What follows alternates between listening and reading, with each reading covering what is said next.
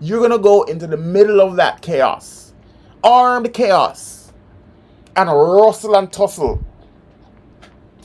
This is you and the officers rustling and tussling, rustle, tussle.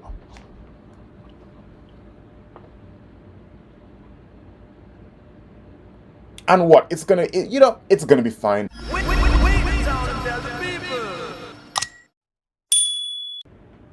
Alright guys, so it is hot in America. The place hot. And I don't mean temperature wise, I mean just politically, civilly, everything. The place is heating up.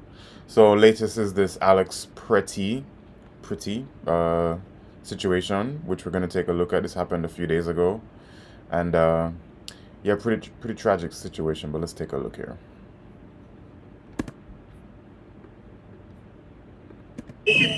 Tonight, new videos raising questions of what exactly happened in the lead-up to Alex Pretti's death. The Trump administration now doubling down on defense of the officers involved. Federal officials saying agents acted in self-defense. The Department of Homeland Security posting that Pretti approached U.S. Border Patrol officers with a 9mm semi-automatic handgun. When he did that, interacting with those agents, when they tried to get him to disengage, he became aggressive and resisted them throughout that process. These officers used their training, followed their protocols, and were in fear of their lives and the people around them. And that's how this tragedy unfolded. At least 5 separate witness videos appear to show a different or contradicting sequence of events. Footage seen from a sidewalk, the street, inside a store, oh my God! and from a car just feet away. Videos show federal agents shoving a person with Pretti then stepping in. That's when an agent pepper sprays him in the face while Pretti clutches his phone. Seconds later, several agents wrestle Pretti to the ground, where videos do not appear to show him brandishing a weapon, as DHS had stated. This angle showing an officer swing something at Pretti's head. Pushing in on this video, you can see one agent reach behind Pretti, appearing to remove a gun from his waistband. As someone yells, "gun," that same agent appears to step away, and about a second later, the first shot is fired. I see. So it looks like, yeah, I saw that too, you know. I saw the tussle and I saw the footage of him being disarmed, I guess, like someone taking the gun from his waist. And then someone shouting gun, gun, gun. I didn't see this particular angle, but I saw it from a different angle. Oh yeah, boy. Bro, first of all, let me just say this. It's really tragic what happened. I mean, the fact that what, this is like a week after, or maybe 2 weeks, if that at most, after the Renee Good situation happened. This guy now. And both of these people are white, liberal American citizens, as far as we know, right? Dying for a cause that has nothing to do with them. So I'm not trying to victim blame or anything, but I'm just laying out the perspective here. This cause doesn't really have anything to do with them, and and also in both cases, these deaths could have been totally avoided. How? By not being there. That's what I have. I'm really sorry to say this, but it's like, bro, why are you there? What are you doing there? I mean, it's the same thing. This is what I was talking about with this American sort of cowboy attitude that people have, that Americans have, where you think that it's okay, somehow in your mind, right? You think that it's fine for you to go into the midst of an armed battalion of people, whether it be soldiers or police or ICE or whoever. These people are armed. They are in a squad. They're in a group. They are in mission mode. They have their guns out. These guys are, And also it's a chaotic situation that's happening. There's a high tension, high stress situation happening. And you as a civilian, as a regular Joe Schmo, you think that it's okay, that it's fine, it's for you to just saunter into the middle of that chaos. In one case, in your car. And in the other case, with a gun on your hip. And you think somehow the math just didn't math properly. You added 2 and 2 and you got 5. So you think that it's that the correct course of action for you to take is to place yourself in the middle of that situation in the first place. For whatever reason. Yeah, but I have a right to protest and it's my amendment, Second Amendment right, and I've got a right to... Yeah, okay, cool. Cool. So on that basis, because of some amendment somewhere, because of some right to free speech or some right to something, you think that it's the correct course of action for you to take to go, you know, yeah, I'm gonna, hey there, buddy, this is what I'm gonna, you can't, not if I have anything to do about it, not if I can, you're gonna go into the middle of that chaos, armed chaos, and rustle and tussle. This is you and the officers rustling and tussling, tussle.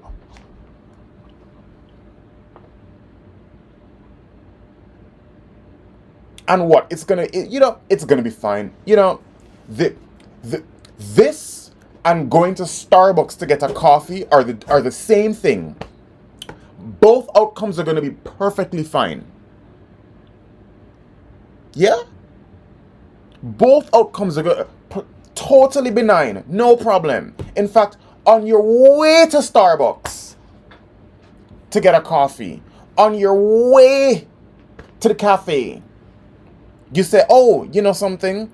There's an armed group of men over there, okay? And they have guns and they're ready and there's a high tension situation. They're trying to do whatever, trying to extract somebody. I don't know what they're trying to do. They're trying to do something. Let me go and interfere with them. Let me go and mess with them. That's a good idea. That's something nice to do. It's gonna be fine. No, there should be no, but the officers should be trained. They don't have any because if anything happens, here's what's they're gonna go back and they're gonna look at bro, you're dead. It doesn't matter us going back and looking at the footage and going whether or not the officer was right or wrong, or he had more time, he should have used less force and the force wasn't there. Bro, you didn't have to be there, is my point. You just did not have to be there. Now, was this officer wrong or what? I don't know. Listen, that has to go through a whole process. The footage. My whole thing is, this is a chaotic situation to begin with. Right? Armed ICE officers rustling and tussling with people. I don't know what they're trying to do. I don't know if they're trying to arrest some gang member. I don't know if they're trying to save one of their own people. I don't know what's going on.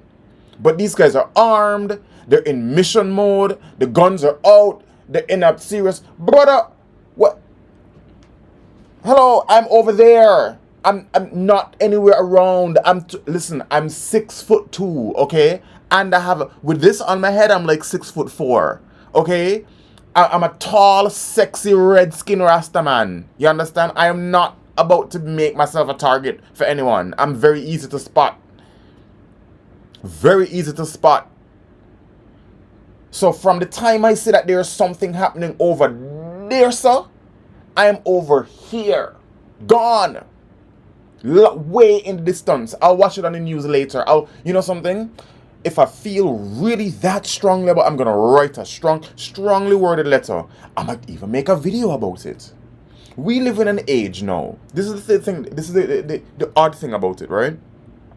We live in an age where a single YouTube video can have more of an impact on public policy than a friggin' violent insurrection in the streets.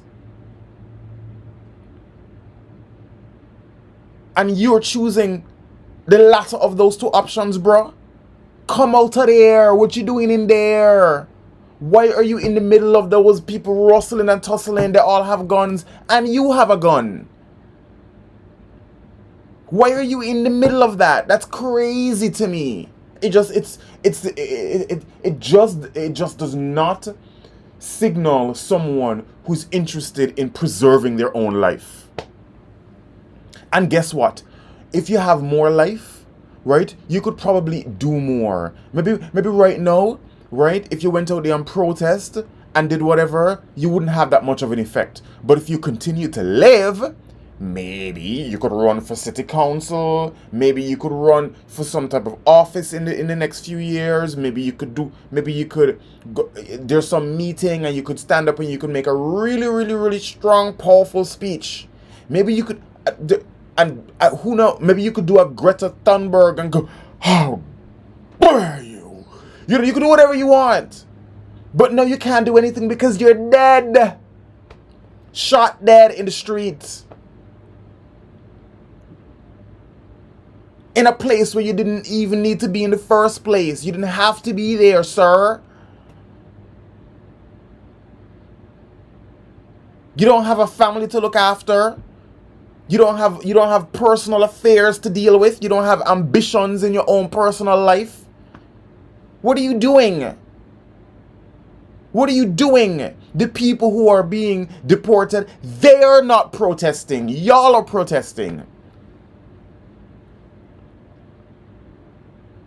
And the thing is, again, I don't know. And people say, "Oh, but this is not giving the right to shoot him." Listen, I do not know. I'm not a police officer. I'm not an ICE agent. I'm not trained in any of that circumstance. I don't know if... I remember a long time ago, people used to say whenever someone got shot by the police and killed, people used to always, when I was growing up, people used to say, they couldn't shoot him in the leg. They should have shot him in the leg. Oh, they should have shot him in the leg. Or the butt. They should have shot him in his butt or leg. Why did they shoot him? Why did they kill him or whatever. Until and I used to repeat that nonsense. So I used to go, I wonder, like, why did they shoot and kill him? Why didn't they just shoot him in the leg? To stop him from running away or to stop him from being a danger. You shoot him in the leg and he's good and he's down. Until I heard a police officer say, have you ever seen, like, do you know how hard it would be to shoot somebody in the leg? Of the entire human form, the whole human form, you're gonna go for the skinniest sort of singular things that are always moving and running and flapping about. Those are the things that you're gonna aim for. No, sir. Have you ever seen those target when you go to target practice? And do you see any of them have legs? That's what the man said. He said, have you ever seen a target like a shooting target that has legs? No. The shooting target has a head and a chest and a torso. That's it. Center of mass. The biggest thing on the body. The clearest shot is what it makes most sense to go for.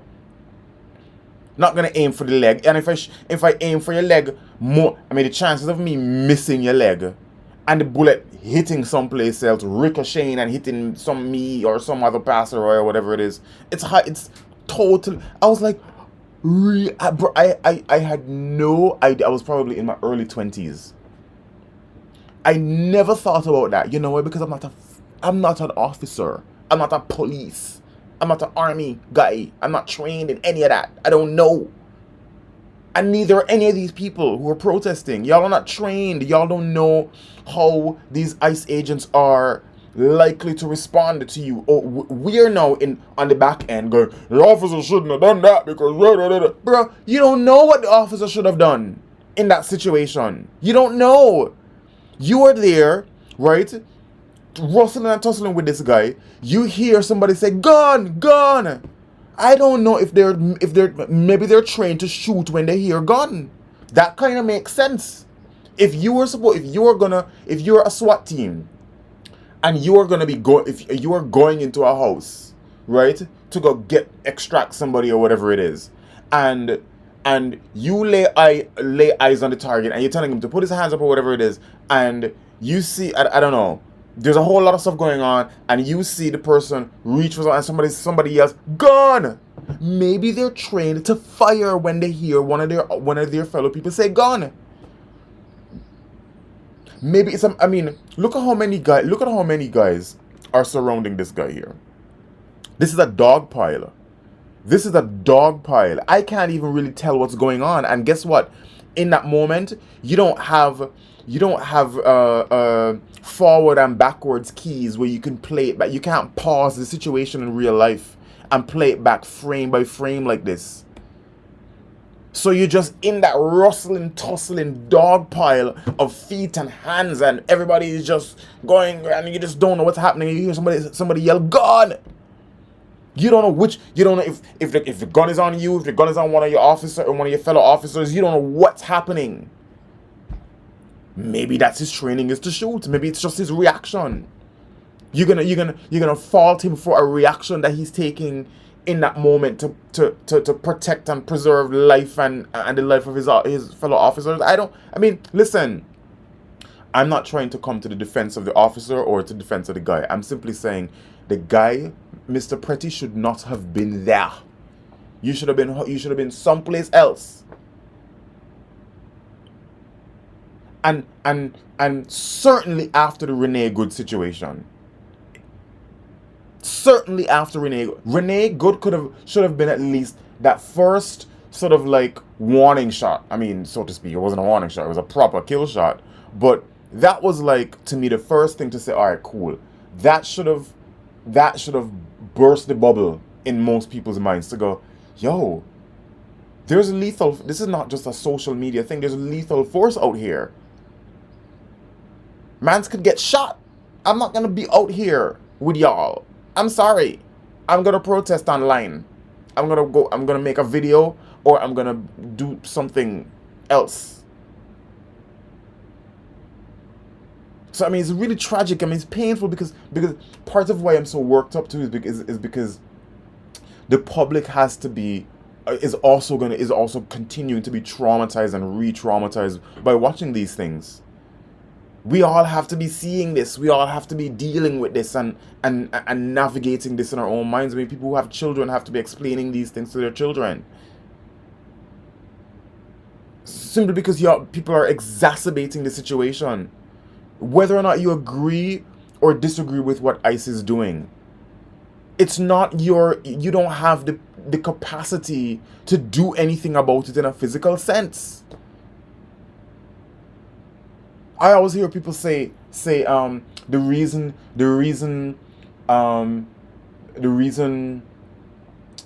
the gun laws are so important in America is to stop the state from taking over the citizens and to stop the state from imposing some sort of a totalitarian military regime or something. I'm like, how are you gonna stop that from happening? Because you have a gun? You're gonna stop America? You're gonna stop the American military from subjugating you because you have a handgun? Because you have a license to carry? How are you gonna do that, sir? I'm trying to understand. They have drones, they have nukes, they have all sorts of stuff. They have Iron Dome, they have everything. They control the border, they control how are you gonna, I'm trying to understand what if the American government decides to turn on its own people and decides to subjugate the people to some sort of military force, how exactly are you as a citizen, even if you have 5 guns, 10 guns, how are you going to stop them from doing that, sir? When entire countries cannot stand up to America. The entire military of some countries can't stand up to America. Even if they combined forces couldn't stand up to America. What are you gonna do with your handgun? With your 9mm? on your thing with your Smith and Wesson on your hip? What are you gonna do?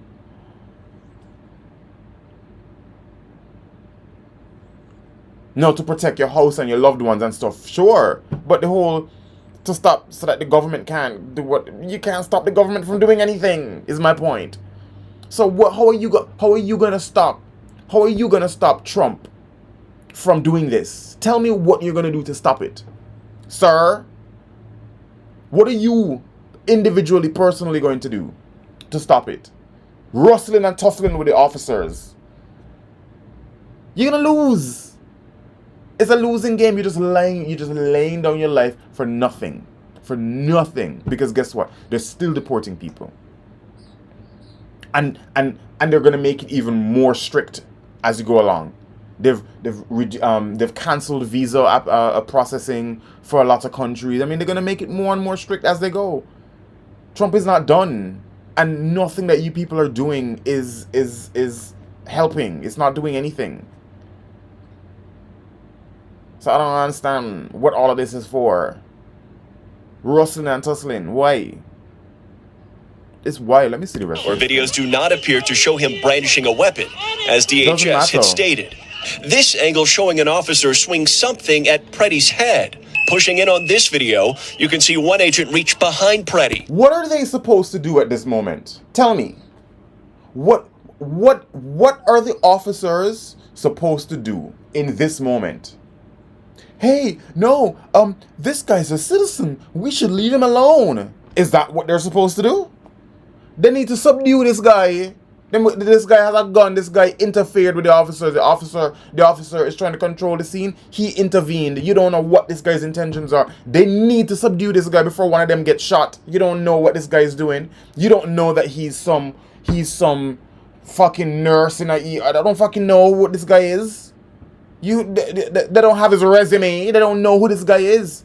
He has a gun, and he's interfering with the police investigations or with the ICE investigations or whatever it is they're doing to control the scene. They need to subdue this guy, and fast. What else are they supposed to do? Hey guys, no, this guy has a right to express himself. Let's leave him alone. Come on, guys. Let's get up off of him. Let's leave him alone. Huh? Appearing to remove a gun from his waistband. As someone yells, gun. It could well be that in this rustle and tussle, right, we are seeing it now in hindsight because we can play it back slow, frame by frame by frame. But it could well be that in this moment, whoever fired off that weapon, whoever shot this guy, just all he saw was a gun being pulled out of a holster. He maybe he did not know that it was one of his fellow officers that took the gun away from the guy. Maybe he was thinking, oh, this guy has pulled his gun out. In that moment, we can see it in hindsight, and because we are outside of the scene, I am safe in my home watching on a computer screen. You understand? Everybody else is on their phone. Everybody else is nice and safe. With a frame-by-frame playback. With 5 different angles. These officers don't have that. They are in this situation with this guy. They don't know who he is. They don't know what his intentions are. He has a gun on his waist. Right? It's 6 of them trying to dogpile on him he's fighting them off. He's not complying. Why wouldn't he comply? Is what I'm thinking if I'm an officer. Why is this guy not complying? Why is this guy fighting and rustling and tussling? What is he trying to do? What is his objective? What is his intention by fighting and rustling and tussling and not allowing us to control the scene? What is his ultimate intention? I don't know. Can't be good. Why would I assume that it's good? In order to protect the other officers on my team and potentially other people in the public, we need to subdue this guy by all means necessary. Because we don't know what he's doing here. We don't know who he is. He has a gun. He's instigating. He's rustling and tussling. He's fighting us. And now I see a gun pull out of a holster and somebody yell, gun? Yo, but hold some lead in your blood seed. I want to you. Simple as that. Is the officer wrong or right, bro? Listen. We Hey man. Listen. I don't know what it is we're expecting these officers to do, to be honest. I really don't know. Most people have never even been hit in the face. Most people don't know that when you get hit in the face, you get disoriented because you watch TV, right? And you watch people punching and they fight and and it's like they hit, so somebody takes a lead pipe and they hit somebody over the head and the person goes, ah, ow, and they get back up and they go, hey, you can't do that, and they go, huh. So you're watching and somebody's fighting somebody. The person has a lead pipe, right? And you see them block it with the forearm.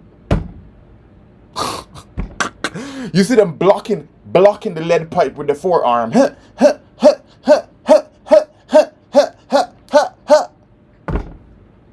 Where they fight like that, bro? You ever get hit with something here? If somebody hits you with a lead pipe here, you're down. It's done. It's gone. If somebody punches you in the face properly, you're gone. You don't. It's gonna take you some seconds to even understand what's going on. You're knocked out. The pain is radiating all over. You're trying to reconcile with the pain and still stay upright and balanced, and you're still trying to figure. And there's another one coming your way. These officers are rustling and tussling, big dog pile with this unknown guy in the middle of the street while they're trying to perform their operation, whatever operation they're trying to do. And this guy is aggravating the scene and fighting and rustling and tussling, and he has a gun.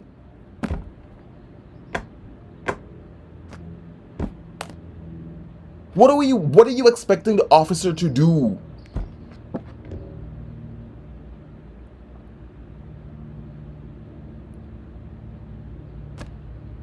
Oh no, he should have been able to read the guy's mind and know that this guy he's an EMS nurse and he's a really sweet guy and he's a really lovely person and his family. Who the fuck? What? We don't know that. He has a gun and he's rustling and tussling and fighting the officers in the middle of the street. One of us could get shot. I could get shot. A civilian could get shot by this guy. We need to subdue him nowly.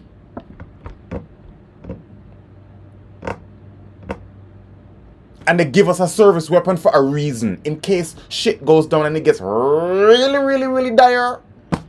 You might have to pop somebody a couple of times. Shoot to stop.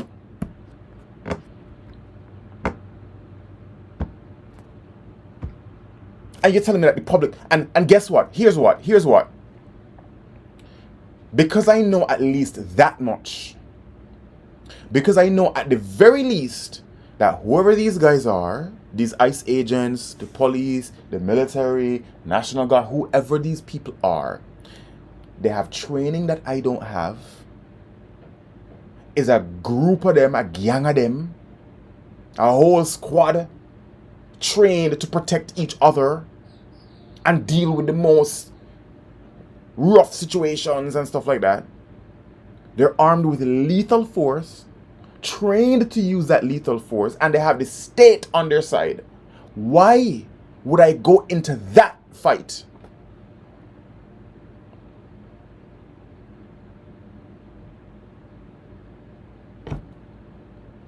Why would I place myself there?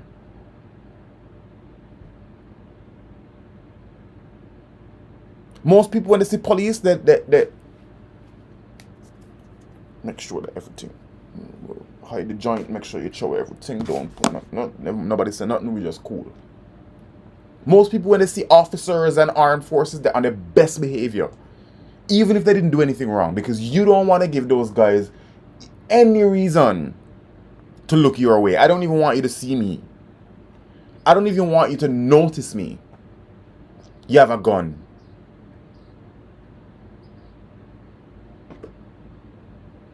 I'm going to be in the rustling and tussling. How do you have hands for 6 armed officers?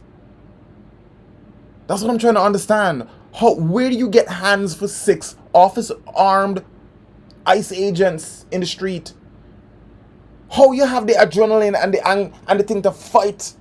How do you have that? Listen, from the time the first one pushed me, I says, sir, sorry, sir.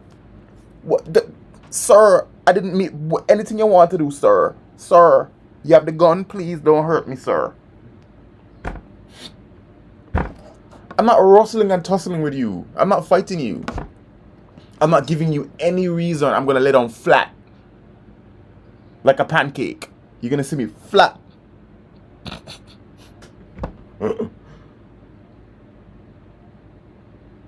Jano. That same agent appears to step away, and about a second later, the first shot is fired, followed by a flurry of gunshots. Call an ambulance, please. I think the key detail is, were the agents under the imminent threat of death or great bodily harm? And nowhere in that video does it show that he pointed a gun at them, brandished a gun at them. There's Doesn't matter. piece where you can see him reaching for the gun. Local officials say it does not matter. This guy is already fighting with the police. He's already rustling and tussling with the police. They tried to pepper spray him first. So they first tried to use non-lethal force. Somebody pepper sprays you? And you're still gonna fight them? Bruh. Come on. Somebody pepper sprays you and you're still pepper spray is designed to stop you from fighting. It's designed to temporarily blind you. It's designed to make you ah. There's other people around who are in the sort of vicinity of the spray, and you see them coughing and thinking, you see them doubled over. This guy is doing the opposite. So the police they already tried to use non-lethal force by pepper spraying him, and he's still fighting and rustling and tussling with them. You can't adjudicate this thing in hindsight, looking back at it and going, oh, frame by frame, well, we can technically say that at the time that the shooting happened, like 9.6 milliseconds before the first shot rang out, the officer had already taken a 1.5 step away with the gun, so he was technically not. You don't know that in that moment. Pretti was a lawful gun owner with a permit for concealed carry. Border Patrol Chief Greg Bovino asked about this earlier. Did the officers see the weapon? Did they see him brandishing the weapon at him? Sure.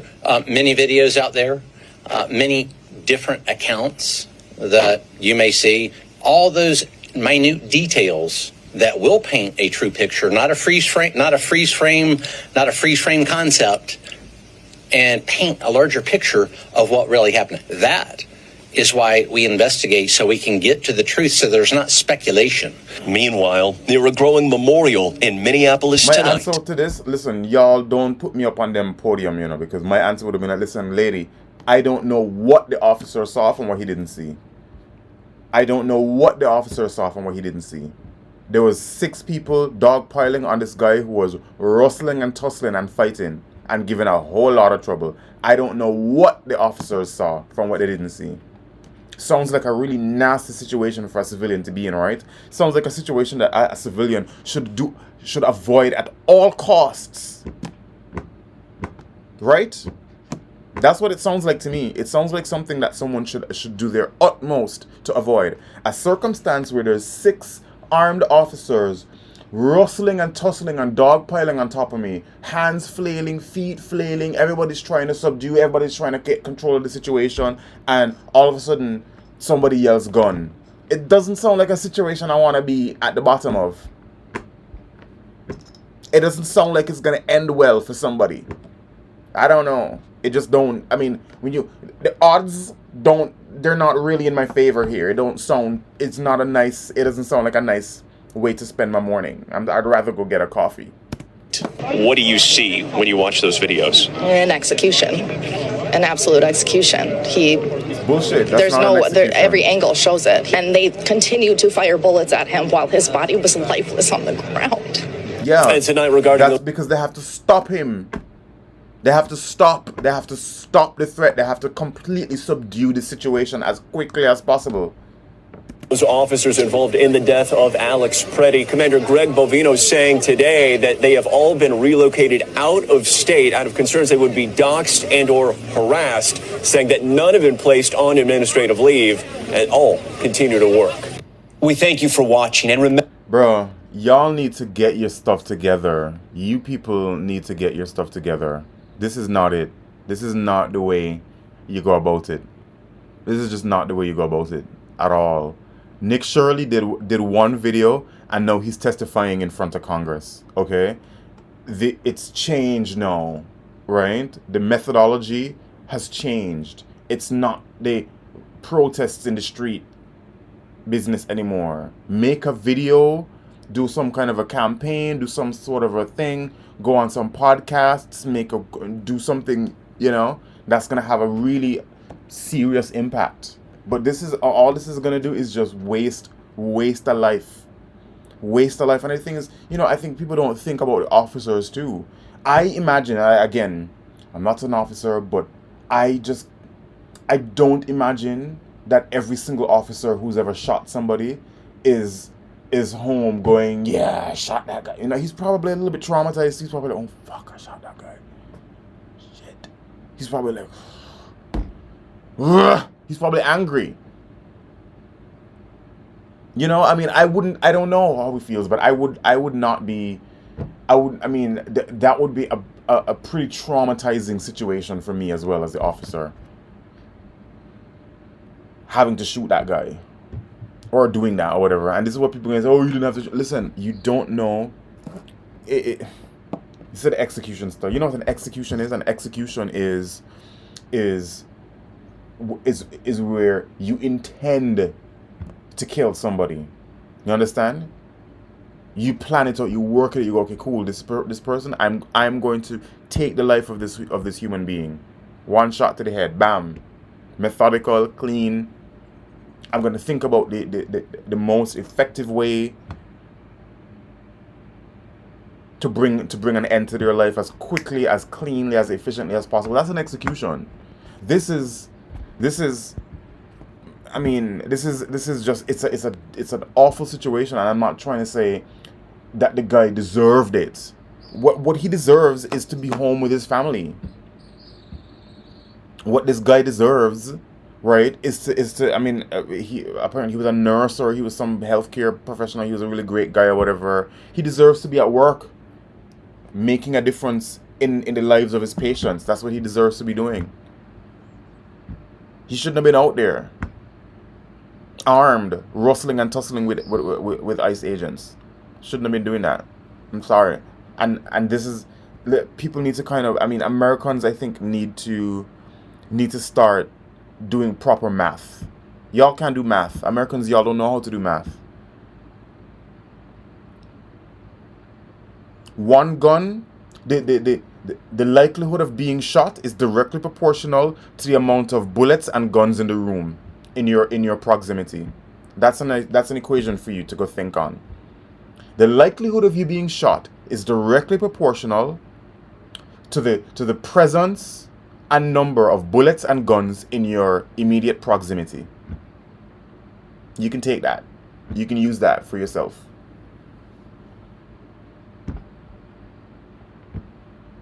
If you went to Starbucks to get a cup of coffee, he'd have still been here, hopefully.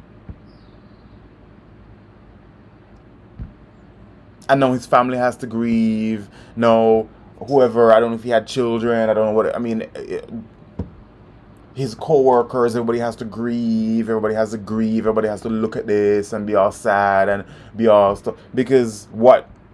Because you made a stupid choice to begin with.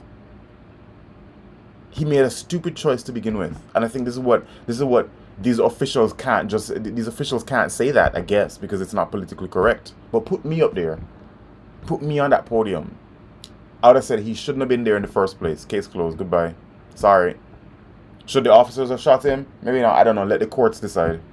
I hope the officer gets a good lawyer and gets a proper defense, if anything. If he's, you know, if any charges are being brought, it probably not. Maybe in their own, you know, internal investigation, go, yeah, this is a good shooting. The only problem is the public perception, because the public doesn't seem to understand. The public, just like when I was a kid, everybody used to say, the police are supposed to shoot you in the leg. The police are not, they're not trained to shoot anybody in the leg, sir. If they shoot you and the gun hits you, and the bullet hits your leg, he missed. That's what happened. If he shot you and you get shot in the leg, he missed. He didn't hit the target properly. That's what happened. The public don't understand that because we're not trained in these things. So why put yourself in that situation? Y'all need to do better than this, man. I swear to God. Do better than this.